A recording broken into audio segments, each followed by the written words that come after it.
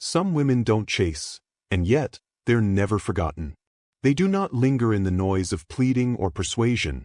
They vanish into a silence so complete that it echoes louder than words ever could. Their departure is not a storm, it's a slow exhale, a quiet withdrawal from the man who once mistook her nearness for permanence. He doesn't notice it at first. To him, her silence feels like a pause, not an ending. He still expects her name to appear on his phone, the soft apology, the habitual warmth. But the world has shifted imperceptibly. The air between them has thickened with something he cannot name yet, the first taste of loss that touches not his calendar, but his soul. She had always moved with a kind of unseen gravity, light, patient, and full of quiet knowing. There was something ancient in her gentleness, a wisdom that did not demand attention but received it naturally. When she loved, it was not a transaction, it was a presence. And when that presence left, it left an absence vast enough to expose the hollow architecture of a man's inner world. Because every man carries within him a mirror, the anima, the inner feminine that he spends his life searching for in others. And when a woman enters his life with genuine presence, she doesn't just love him, she reflects him back to himself. Her gaze becomes his mirror, her softness his redemption, her understanding his confession booth. But when that mirror withdraws, when she no longer holds him in her emotional field, the reflection breaks. And the man begins to see his own emptiness, unfiltered. He had believed her affection was his entitlement, as if her nurturing was a renewable source of energy. She had listened, soothed, waited, held space for his storms, until one day she didn't. Not out of malice, but out of awakening. She realized that her compassion had become a currency traded for crumbs of connection. She had been tending to his wounds while neglecting her own. And so, she stopped tending. She stopped explaining her value to someone determined to forget it. In that pause, something ancient stirred, the archetype of the sovereign feminine, the one who remembers her worth not through validation, but through self-recognition. Her silence was not a weapon. It was a homecoming. In the language of Jung, what he felt for her was not love, it was projection. He saw in her what he could not yet face within himself. Her compassion masked his own fragility, her emotional depth disguised his avoidance of his own. She was his mirror, his muse, and unknowingly his therapist. But projection always has an expiration date. When she withdrew, the spell broke, and the man was left alone with the ghost of his reflection. This is the moment every man fears, the moment not when she leaves his day, but when she leaves his psyche. He checks his phone, his schedule, his routines, and everything still runs the same. But something underneath begins to disintegrate. The morning coffee doesn't taste right. The songs sound hollow. He is surrounded by noise but haunted by silence. That is when he begins to feel her absence in his soul, not his schedule. For her, the departure was not an act of cruelty, it was an act of individuation. The soul's call to reclaim its scattered pieces. She realized that she had become a reflection of his needs, a character in his unconscious story. And Jung wrote, "The meeting of two personalities is like the contact of two chemical substances. If there is any reaction, both are transformed." But transformation cannot occur if only one dares to awaken. So she walked away, not from love, but from illusion. From the version of herself that existed only in his mind. She walked away to meet herself again. And as she did, she began to see the man not as her home, but as her lesson. The narrator's voice lowers, slow, deliberate. Every woman carries the instinctive knowing that her energy is not infinite. That her empathy, if misplaced, becomes self-erasure. There is a moment, a sacred turning, when the feminine realizes she can no longer mother a man's unhealed boy without losing the woman she's becoming. And in that moment, she disappears, not in bitterness, but in grace. He will not understand it at first. He will tell himself she is dramatic, distant, overthinking. But the psyche does not lie. The absence of her emotional gravity will create a void in his inner universe. And within that void, the shadow will rise. The very parts of himself he tried to bury, the fear of rejection, the need for control, the unhealed mother wound, will all come to surface. And that is where her absence begins to teach him what her presence could not. Because absence is not the opposite of love. It is its final teacher. The absence of her touch will reveal the numbness he carried long before she arrived. The absence of her words will uncover the noise he used to avoid his inner dialogue. And the absence of her warmth will expose the frost he mistook for composure. When she was near, he felt powerful. When she left, he began to feel small. But that smallness is not punishment. It is the threshold of humility. For a man to truly love, he must first confront his own emptiness without demanding that a woman fill it. She, meanwhile, walks through the quiet corridors of her rebirth. No announcement, no vengeance, just a steady reclaiming of her spirit. The world looks sharper now, as if her eyes have learned a new language, the language of self-worth. She begins to notice the way the wind touches her hair, the taste of solitude on her tongue.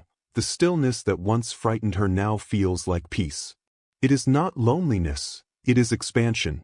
In the stillness of her own company, she becomes the mirror again, but this time, for herself. And what she sees is not lack, not absence, but power.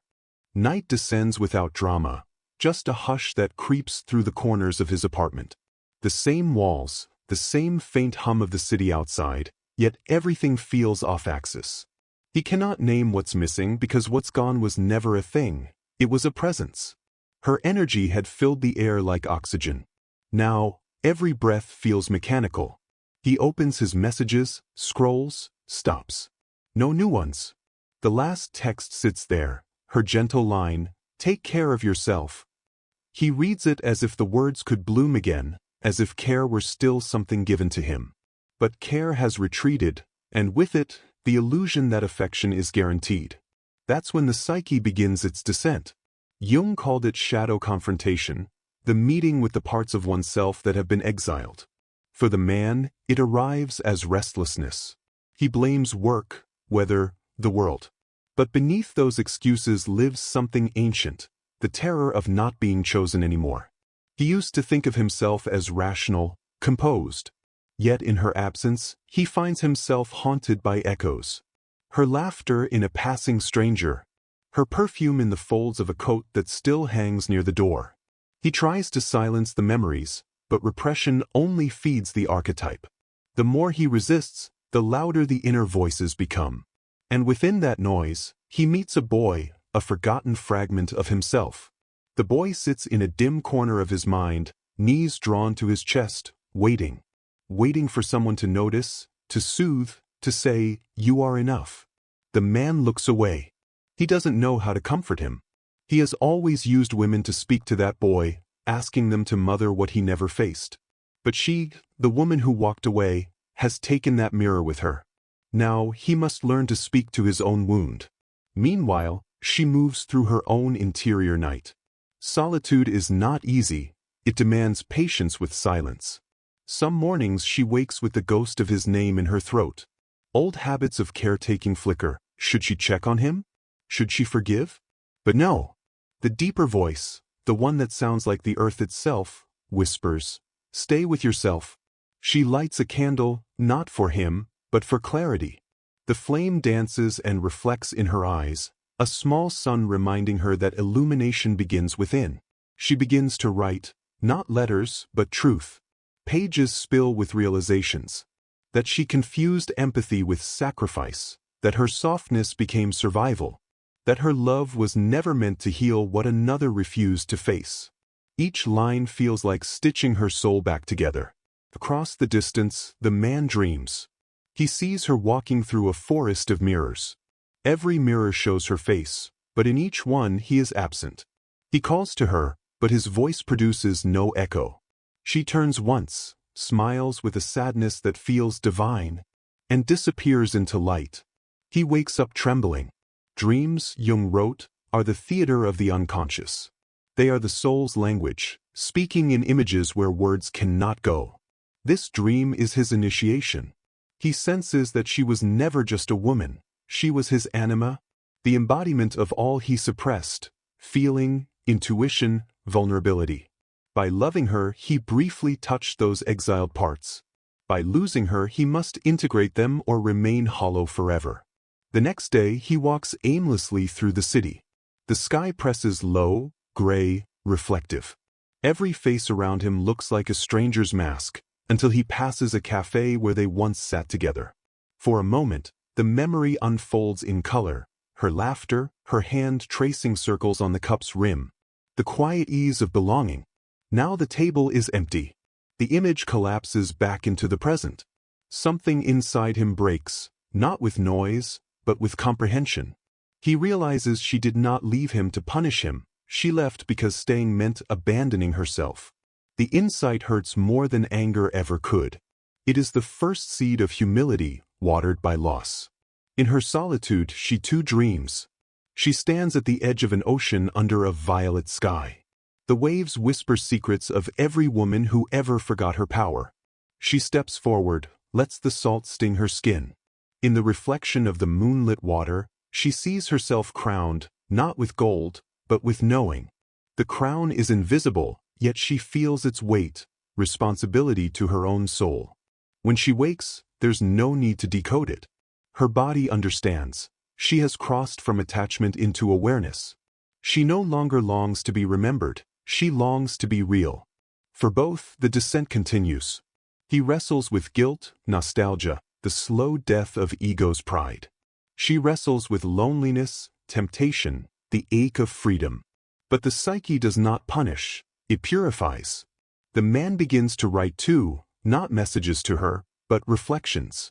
He writes of the ways he hid behind intellect, of how he feared emotions because they exposed his dependence. He begins to sense that her silence is not rejection, it is invitation, an opening toward his own inner dialogue. She, in turn, starts to feel her compassion return, but now it belongs to her. She cooks softly humming, fills her home with music she loves, tends to plants that grow without applause. In every small act of care, she rehearses self-love. The narrator's tone softens, lower, slower. Every descent is sacred when it leads toward integration.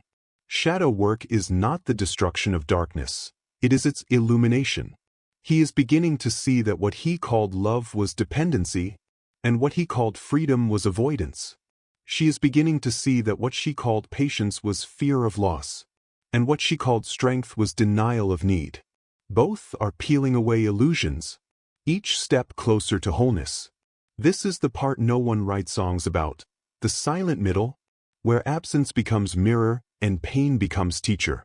But it is here, in the dim corridor between endings and rebirths, that the soul does its most important work. And somewhere, beneath it all, an invisible thread still connects them. Not of longing, but of evolution. For the psyche remembers who awakened it. When two souls meet through projection, they part through individuation. The love remains, but it changes shape.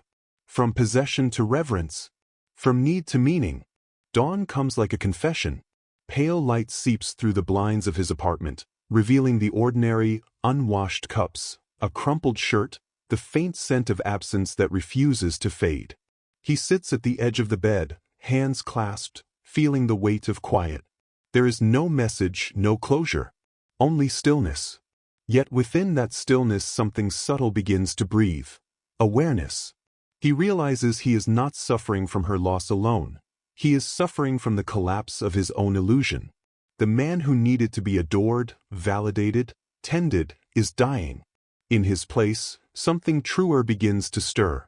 A man who can stand in the nakedness of his own incompleteness. The ego resists. It whispers, she'll come back. You can win her again. But a deeper voice, one that feels older than time, answers, let her go. Find the part of you she mirrored. This is the turning of distance, when separation no longer feels like punishment but initiation. He begins to walk again. Not to chase, but to move. The streets are the same, but he sees them differently. He notices how sunlight hits glass, how strangers laugh without reason, how the world keeps living without permission. He feels small, but in that smallness there is relief. He is learning the first lesson of presence, humility. Every step echoes with questions he once avoided. What am I without attention? What if love is not a mirror but a meeting? Who am I when no one sees me? The questions hurt, yet they cleanse. Because the man who can sit with uncertainty begins to touch his soul. And that touch is the beginning of depth. Far away, she wakes beneath the same light. The day hums softly through her window, warm and unhurried. She stretches, breathes, feels the quiet pulse of freedom inside her ribs. For the first time, the silence does not ache, it expands. She no longer wonders what he's thinking, whether he misses her. She wonders only what life asks of her now. She pours coffee slowly, a ritual of awareness. Every motion is deliberate, sacred.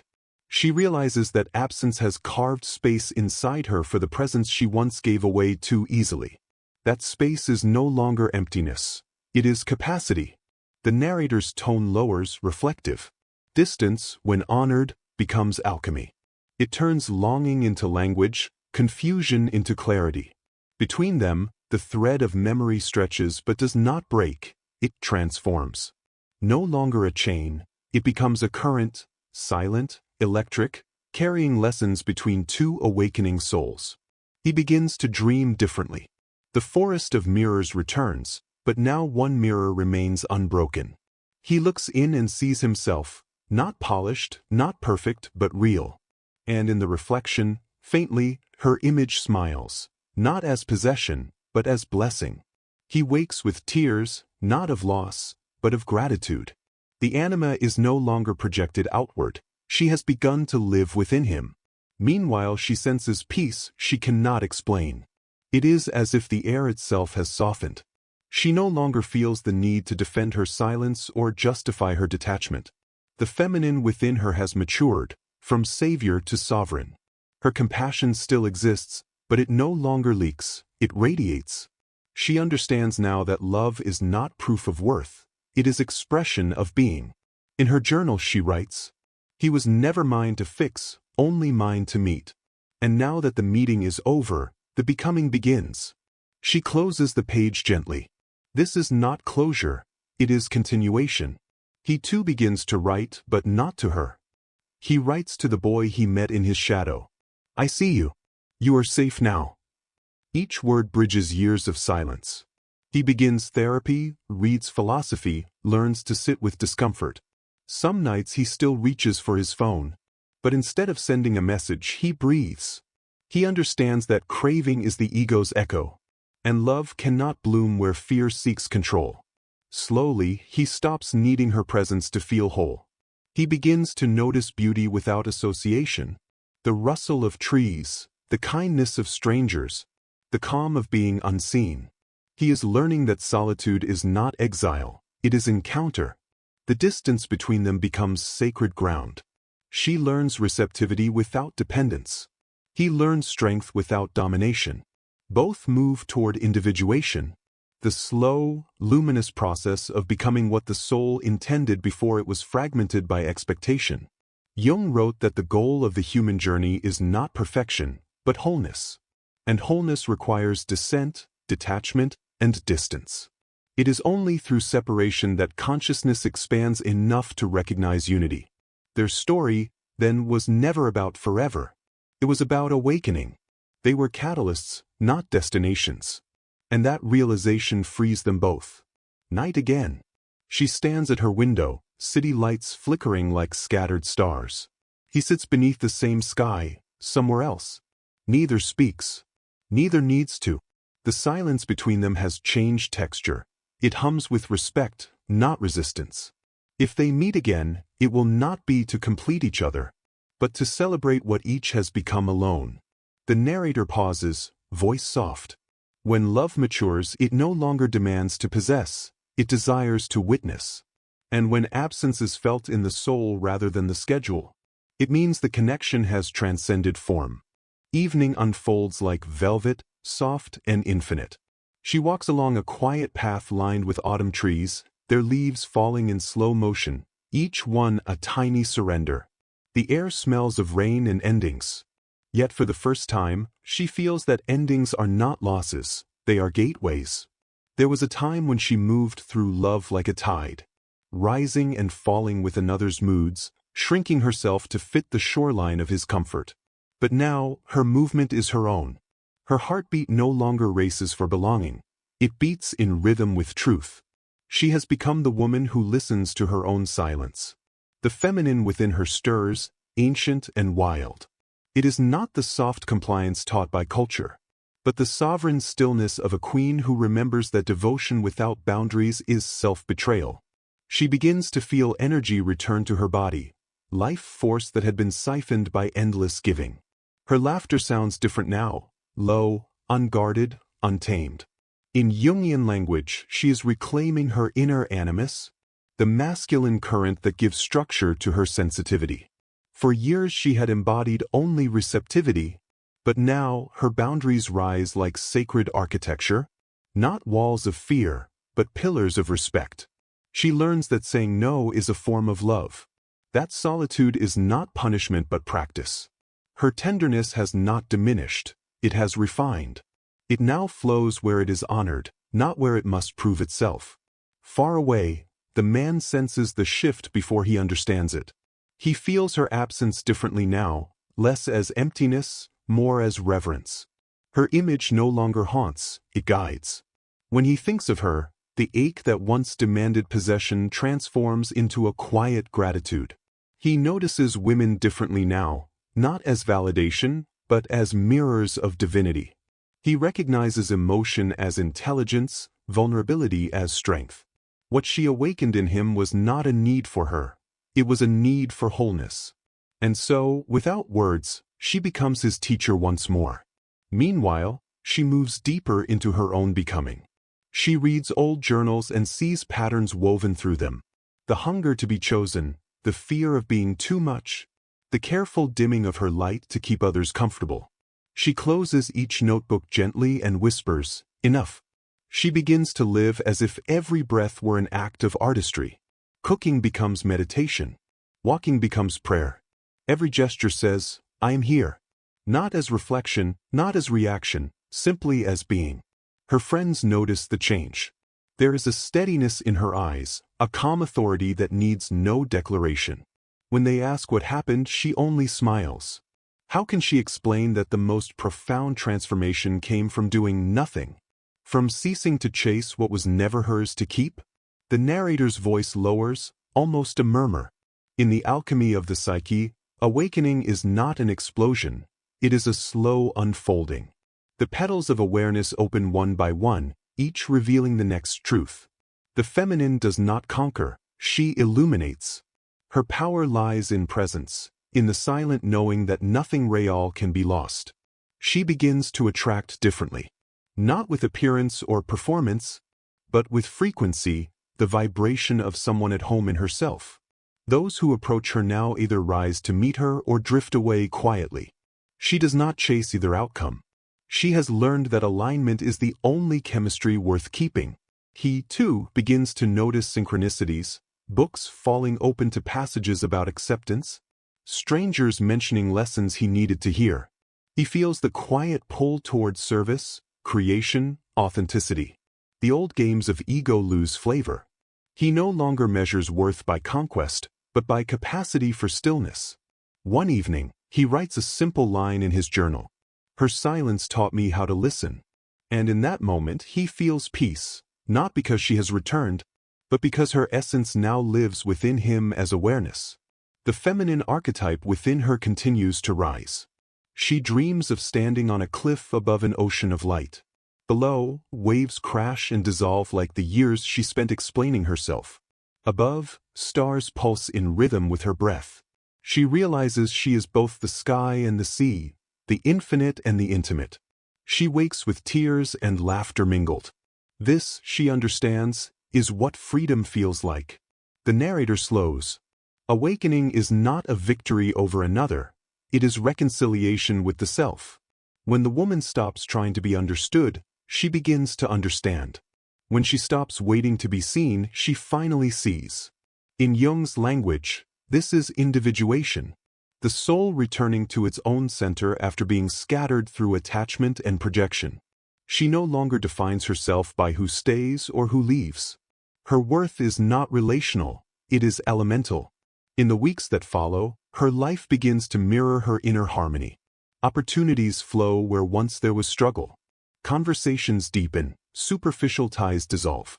Even her reflection looks different, not because her features have changed, but because she is finally looking through eyes that belong entirely to her. Sometimes she thinks of him, not with longing, but with love, the kind that asks nothing in return. She hopes he, too, has found what he was seeking beneath the layers of his own noise. That hope is her final offering, released like a feather into wind. The world moves on. Seasons shift. She walks through it all with quiet radiance, neither waiting nor running. She understands now that true feminine power is not about control, but about surrendering to what is without surrendering herself. Her presence becomes medicine, to friends, to strangers, to the very air around her. She has become what the ancient mystics called the still point, where love ceases to be a transaction and becomes existence itself. Dusk returns as if the sky itself wants to remember. The city hums below, unaware that two souls have crossed an invisible threshold. He sits at his desk, pen resting between his fingers, no longer writing from ache but from understanding. She walks along a river, slow, unhurried, each step an echo of the woman she once was and the woman she has become. They are not together, yet neither is alone. The thread that once bound them through craving has thinned into something finer, awareness. For the man, liberation begins quietly. He no longer seeks her name in the crowd or the sound of a familiar song. Instead, he listens inward, to that once exiled voice that now speaks with steadiness. It tells him that love was never meant to complete him, only to reveal where he was unfinished. He feels gratitude rise like morning light. Gratitude for her absence, for it was her departure that carved the space where his soul could finally speak. He begins to live differently, less in reaction, more in rhythm. Work becomes expression, not escape. Relationships become mirrors, not performances. He understands that to feel deeply is not weakness, it is participation in life. The anima within him has integrated. No longer projected onto another, she breathes through him now. In his art, his gentleness, his ability to listen without needing to fix. This is what it means, Jung would say, for a man to meet his soul. For her, liberation is a return to the ordinary made sacred. She tends to her garden, hands in the soil, feeling the pulse of creation beneath her palms. Each new leaf feels like forgiveness, of herself, of him, of the story that once defined them. There is no triumph here, only truth. When she passes a couple holding hands, she smiles, not with envy, but with the serenity of one who understands that love is not measured by duration, but by depth of awakening. She has become her own sanctuary. Her voice carries a calm authority, her laughter a resonance that turns heads without effort. It is the sound of someone who no longer needs to be chosen to know she belongs. The narrator's voice softens, reverent. Liberation does not shout, it breathes. It arrives the moment attachment dissolves into understanding, the moment the soul whispers, "You were never broken, only becoming." He senses it one evening while watching the sunset bleed into the horizon. The sky burns gold, then crimson, then violet, each color surrendering to the next without fear of ending. And he realizes, this is what she did. She surrendered, and in doing so, became infinite. He closes his eyes and feels her presence, not beside him, but within him. Not as a memory, but as a principle, the living feminine that teaches through absence, the wisdom that silence reveals. He whispers, almost as prayer, "Thank you." Somewhere miles away, she pauses mid-stride as if hearing a distant echo. The wind moves through her hair, carrying the faintest tremor of recognition. She smiles, not because she misses him, but because she can finally love him without needing him. That is the highest form of love, the kind that frees both giver and receiver. She stands on a hill overlooking the city lights. They shimmer like scattered souls finding their way home. For a brief moment, time folds. She feels every version of herself, the girl who waited, the woman who wept, the one who walked away. And she gathers them all into her heart. No part is rejected. No shadow denied. Wholeness is not perfection, it is inclusion. The world below continues, unaware of the quiet miracle unfolding in two separate rooms of existence. He places his pen down, finally at peace with unwritten endings. She exhales, finally at peace with beginnings that ask for no audience. Their story ends where all true stories do, in consciousness. Not the closure of romance, but the opening of awareness. Each carries the other as symbol, not possession. He the remembrance of depth. She the embodiment of freedom. The narrator's voice deepens, slower now, almost a whisper. When a man feels a woman's absence in his soul and not his schedule, it means he has met her essence. And when a woman walks away without resentment, it means she has met her own. The night settles. She lights a candle on her windowsill. He sees its twin in the sky. Neither knows the other is watching, yet both feel the same stillness spread through their chests, a quiet recognition that love, when purified of need, becomes light. And in that final silence, the truth reveals itself. The woman who walks away in silence isn't weak. She simply sees more.